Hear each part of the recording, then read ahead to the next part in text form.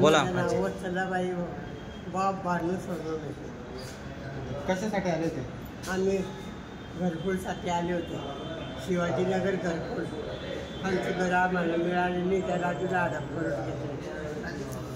राजू सोडवणे तो विद्यापीठला आहे कामाला ड्युटीला.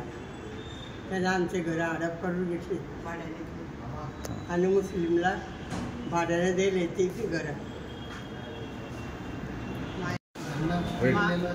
मला वानखेडे, मी यांची मुलगी आहे. आम्हाला घरकुला 3 घरं मिळालेले आहे. राजू सोनवणे हा विद्यापीठा सर्व्हिसला आहे.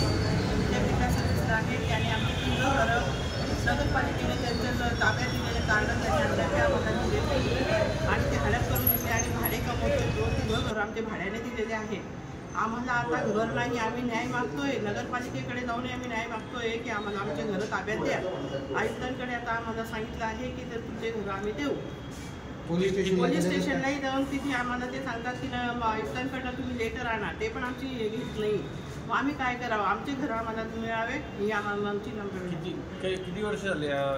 20 वर्ष झाले तरी ते आमचे पाठपुरावा करून सुद्धा ते आम्हाला घर देत नाही.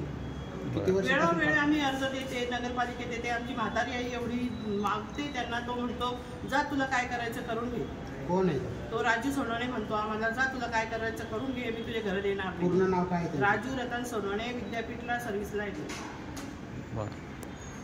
एकदा नाव राजू रतन सोनवणे. तुमचं नाव काय? चंद्रमणी वानखेडे. बरं. ऐकतं साहेबांना काय?